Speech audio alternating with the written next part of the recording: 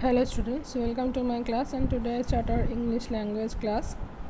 So students, today's lesson, English language lesson is chapter 4, A School with a Difference.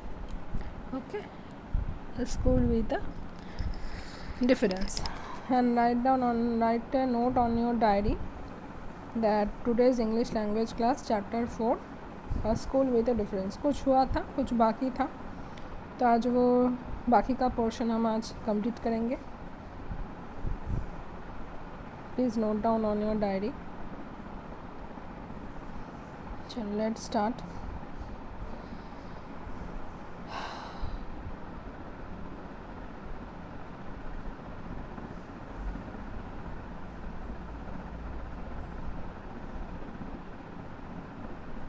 अच्छा, there is no hardship about it.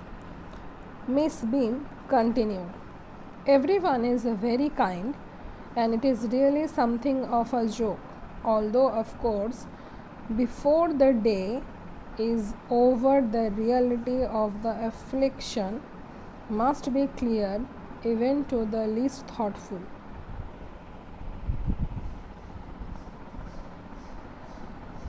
Miss beam तब बोली जा रही थी कि इतना भी मतलब हार्ड नहीं है. एवरीवन इज़ वेरी काइंड, सभी बहुत अच्छे हैं. और although of course it is a joke but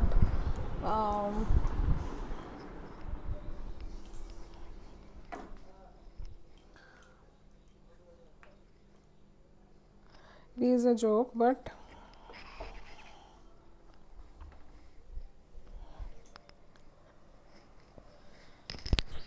of course before the day is over the reality of affliction must be clear. तो जब दिन ख़त्म हो जाता है तब पूरा क्लियर हो जाता है कि किस वजह से ये सब मैंने किया था. इवन टू लिस्ट थॉटफुल, और ये बहुत चिंतादायक भी है. मतलब थॉटफुल मीन्स कि जो ये करता है कि एक दिन वो ब्लाइंड रहेगा, एक दिन वो डीफ रहेगा, एक दिन वो डम्ब रहेगा, तो इसके लिए उसको भी बहुत सोचना पड़ता है और उसका एक जो सिक्स सेंस होता है वो बहुत एक्टिव हो जाता है. और क्या करना चाहिए हमको कि हाँ हम तो सब कुछ कर सकते हैं, पर जो देख नहीं सकता, जो सुन नहीं सकता, जो बोल नहीं सकता, उसमें क्या बीत रही होती है, तो वो उनको पता चल जाता है कि हाँ अगर कोई अंधा है, कोई मतलब सुन नहीं पाता, अगर कोई लेम है तो उस पर क्या बीतती है वो उनको समझ में आ जाता है. So that is a thoughtful.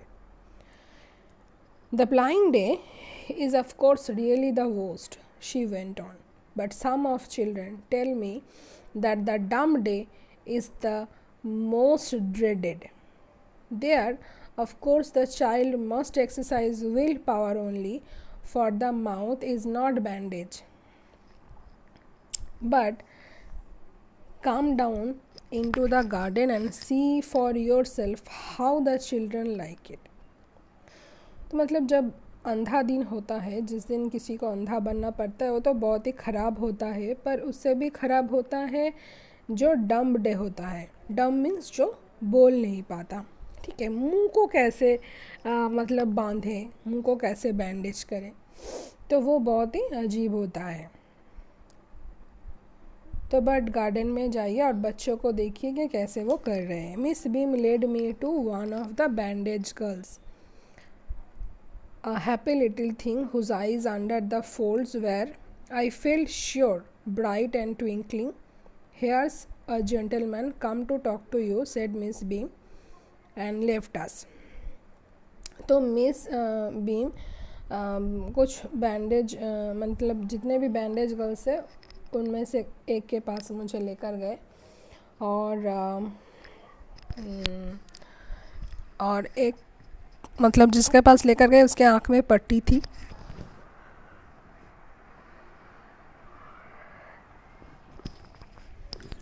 तो मैं श्योर था कि उसकी आँखें ब्राइट और ट्विंकलिंग होगी और मिस बीम ने उसको बोला कि हाँ ये जेंटलमैन है, इनके साथ बात करो, और हम दोनों को छोड़ के चले गए. Don't you ever peep, I asked by way of an opening.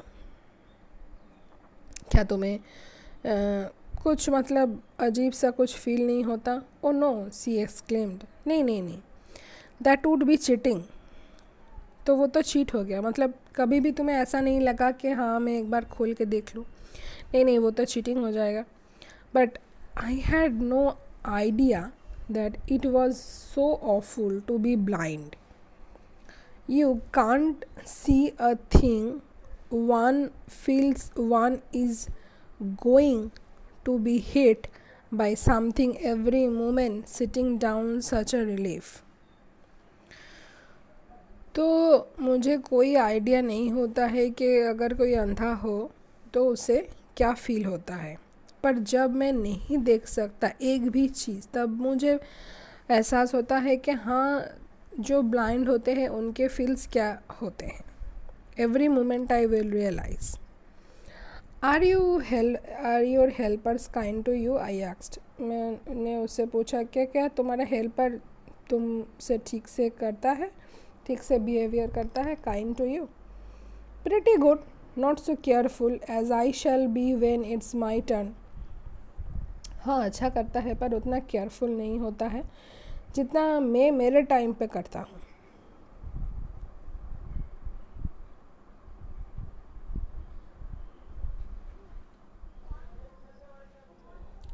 Those that have been blind already are the best. It's perfectly ghastly not to see. I wish you would try. Shall I lead you anywhere? I asked. Oh yes, she said. Let's go for a little walk. Only you must tell me about things. Being blind is so frightening.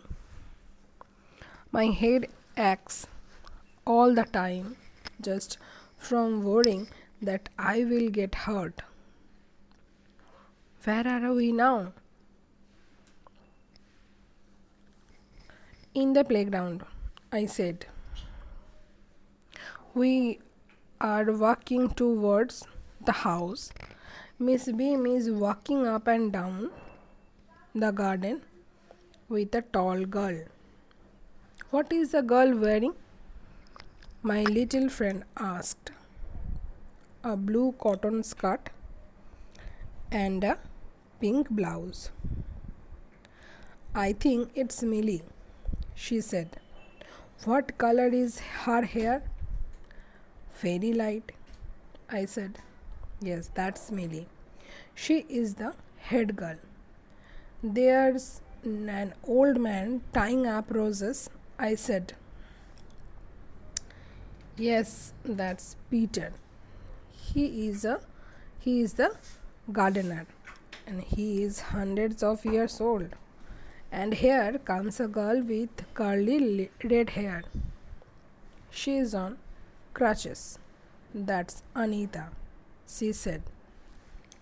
So students, what is of the meaning of these lines?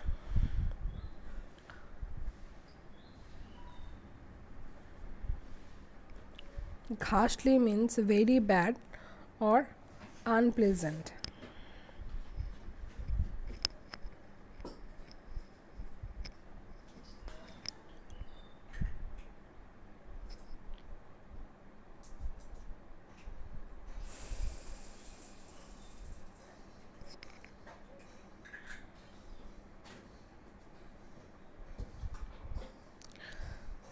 How similar or dissimilar would your reaction be to being in the same situation as the girl?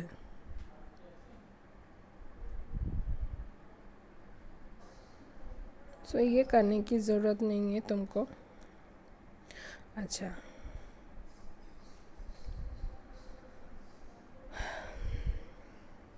तो उसने कहा था कि हाँ आपको भी try करना चाहिए. Shall I lead you anywhere? क्या मैं तुमको कुछ लीड करूँगा? Oh yes, she said. Let's go for a little walk. तो वो एक लिटिल वॉक पर चले गए। Only you must tell me about things, सिर्फ तुम ही मुझे बोलोगी कुछ चीज़ के बारे में। जब मैं ब्लाइंड रहूँगा तो माई हेड एक्स, मेरा तो सर दुखने लगा कि ये सोचने के लिए कि अरे मुझे कोई हार्म ना पहुँचे। So in the playground we are walking towards the house. Miss Beam is walking up and down the garden with a tall girl. तो मैं उससे बोलने लगा कि मिस बीम एक टॉल गर्ल के साथ चल रहे हैं प्लेग्राउंड में। तो उसने पूछा, माय लिटिल फ्रेंड, मेरे छोटे दोस्त ने पूछा कि हाँ गर्ल क्या पहनी है, लड़की क्या पहनी है। तो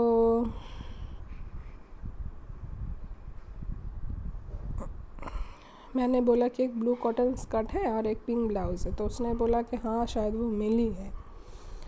उसके हेयर का कलर क्या है? वेरी लाइट, बहुत ही हल्का है। मैंने बोला यस दैट्स मिली। तो वो मिली ही है, वो हेड गर्ल है। और एक ओल्ड मैन रोजेस को टाई अप कर रहे हैं। तो उसने कहा कि हाँ वो तो पीटर है और वो हमारे गार्डनर है और उसकी उम्र तो 100 साल हो गया है। एंड कम्स और एक रेड हेयर वाली कर्ली हेयर वाली गर्ल हमारे सामने आ रही थी। सो उसने बोला कि हाँ वो तो अनीता है। And so we walked on, तो अभी हम चलने लगे। Gradually I discovered that I was 10 times more thoughtful than I ever thought I could be. तो मैंने ये आविष्कार किया कि हाँ मैं जितना भी चिंता करता था मैं उससे भी बहुत ज़्यादा थॉटफुल हो चुका था। I also realize that if I had to describe people and things to someone else it made them more interesting to me. तो मैं सोचने लगा कि हाँ अगर मैं ऐसा ही कुछ किसी के बारे में, कुछ चीज़ के बारे में या फिर किसी के बारे में मैं डिस्क्राइब करूँ तो वो बहुत ही इंटरेस्टिंग हो जा रहा है। तो I told Miss Beam that I was very sorry to go. तो मैं मिस बीम को ये बोले कि सॉरी मुझे अभी जाना है। She replied then there is something to my system after all. तो क्या मेरे सिस्टम में कुछ है समथिंग, उसने बोला। ठीक है, तो यहाँ पे तो ख़त्म हो जाता है स्टोरी हमारा। ओके, सो नेक्स्ट हम इसका एक्सरसाइज करते हैं। देखो, the first thing that the writer saw when he arrived at the school was dash। First page में इसका आंसर है। ठीक है, इसका आंसर देखो यहाँ पे, no one inside except a girl. Okay, no one inside except a girl, number 1। Number 2 का आंसर क्या है? The writer asked Miss Beam about dash. About क्या, किसके बारे में पूछा? About her teaching methods, about her teaching methods. Okay, the children had to sit still and dash during lessons. क्या करते थे? Keep their hands quiet. Okay, keep their hands quiet. Millie was wearing a dash and dash।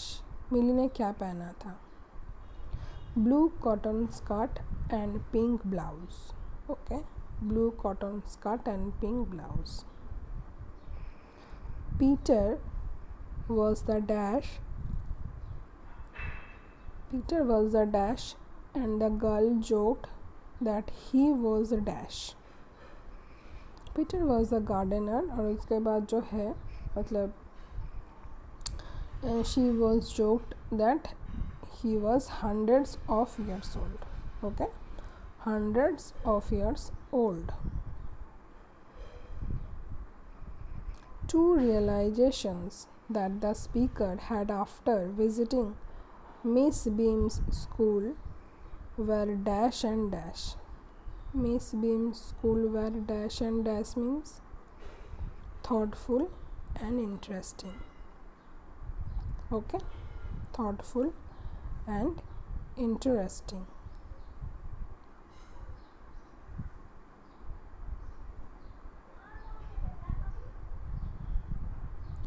So please students take a screenshot.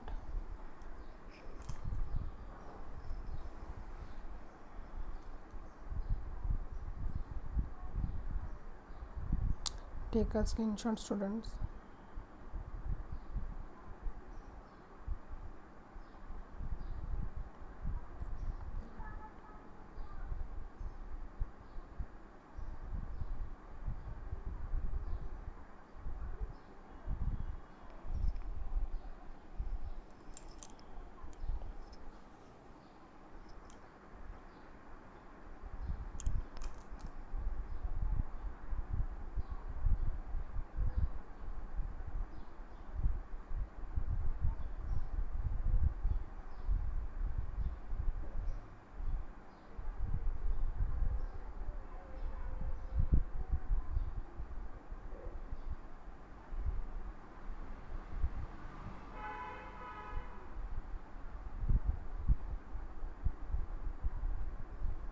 I hope you all take a screenshot students. आज के लिए इतना ही. So take care and goodbye and keep learning students.